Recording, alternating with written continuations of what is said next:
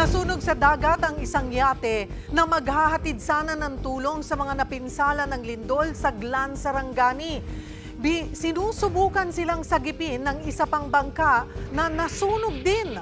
Live mula sa bayan ng Glan, nasa frontline ng balitang yan, si Gary De Leon. Gary, anong sanhi nitong nangyaring sunog? Bago yan, Cheryl, nakarating na ang mga tulong sa munisipyo ng Glan, katulad ng mga pagkain, supply ng tubig. Ito yung mga bagay na dinadaing ng mga kababayan natin ng ilang araw na. Pero kanina nga, maghatid sana ng tulong ang isang yate, pero bigla itong nasunog. Maghahatid sana ng tulong sa mga napinsala ng lindol, ang yate na yan, nang matupok ito ng apoy sa dagat na sakop ng Glan, Sarangani. Sa paunang ulat ng Philippine Coast Guard, tinangkang tumulong ng isang bangkang pangisda, pero naabot din ito ng apoy at tuluyang nasunog. Nadamay ng gamay sa dako, may nag-rescue sa dako, na pinagkasunog, pero ang dako daw na. Sa huli, nailigtas ng Philippine Coast Guard ang lahat ng 10 sakay ng yate, pati na ang mga nasa maliit na barko. Papunta sana ang yate sa Barangay Margus sa bayan ng Glan, Sarangani, na isa sa pinakanapuruan ng magnitude 7.8 na lindol. 3 araw na isolated ang barangay, pero kahapon, nabuksan na muli ang mga kalsada roon. Nakarating na rin ang mga pagkain at maiinom na idinadaing ng mga residente. Hindi po kami okay so far, no? Pero marami kaming pagkain ng i-deliver, pero yun nga ang problema namin, hindi passable pa ang mga roads. So we are trying to do our best. Bagamat may mga tulong nang nakarating, wala pa ring supply ng kuryente at tubig sa Glan. Kulang din ang krudo para sa clearing operation. As of now, we have 20 casualties, pero marami pa akong casualties na yung natabunan ng landslide. So hindi pa namin naumpisahan ma-retrieve.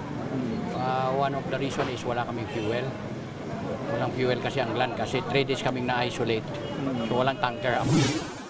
Mula sa naunang 8 barangay na isolated dahil sa landslide, 4 na nabuksan ang mga kalsada. Kabilang dito ang Barangay Small Margus na 23 kilometers ang layo mula sa poblasyon ng Glan. Sa pagpasok dito sa Barangay Small Margus, sunod-sunod na landslide ang madadaanan ng mga motorista at mapapansin din na tila nakaurong pa ang tubig sa dalampasigan. Pahirapan ang clearing operation ng DPWH dahil sa banta ng mga pagguho, tulad na lamang sa bahay ni Glyce sa Kalamayan na pinadapa ng lindol. Nung biglang yumanig, ewan ko pa, ano ang forma ko, bakit nagkaganito. Yung anak kong maliit, mabuti yung kapitbahay namin na nakahawak. Malaking tao yun, pero natumba pa siya eh. Tapos biglang gumanon, pagtingin namin sa may kalsada, yung may bitak, sumabog na siya. Tapos itong mga bahay, ganyan na talaga yung forma. Tapos ang mga tao nag-iyakan na. Namundok ng 4 na araw ang pamilya ni Glyza dahil sa banta ng tsunami. Takbuhan na naman yung mga tao, walang mga dala-dala, ang iban may nadala. At yung mga bata, nagkawatwak, pati yung anak ko nga na nawalay sa amin yung isa kasi ewan kung sinong nang nagdala pa, paakyat na ng bundok. Oo, kasi takot kami sa tsunami eh. Nauna nang inalis ng PBOX ang tsunami alert pero nagtataka sila kung bakit nakaurong pa rin ang dagat at hindi bumabalik sa normal. Hindi yung normal. Kasi yung normal, dito din sa gilid doon. Tapos ngayon, hindi pa bumabalik eh. Hindi pa daw bumabalik.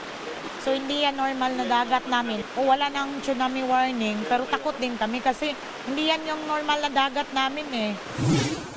Sa tala ng PDRMO ng Sarangani, nasa 28 na ang nasawi sa lindol, 157 ang sugatan at 9 pa ang nawawala.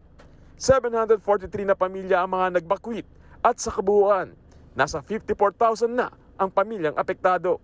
Aabot naman sa higit 3,500 ang mga nasirang bahay at mga gusali sa Sarangani at tinatayang nasa 11,100 ang partially damaged.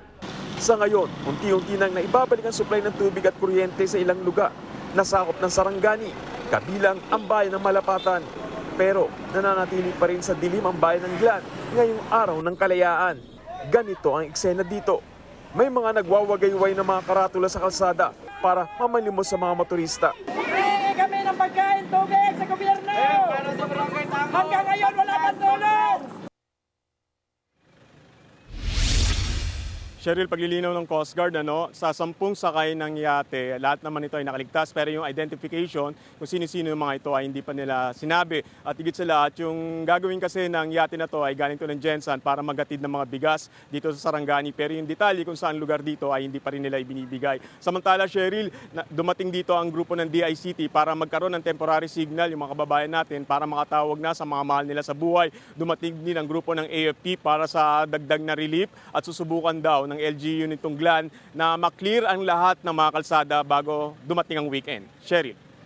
Maraming salamat, Gary De Leon. Mga kapatid, Cheryl Hosing po. Maging maalam at may pakialam sa mga napapanahong issue at headlines. Mag-follow at mag-subscribe na sa social media pages ng News 5.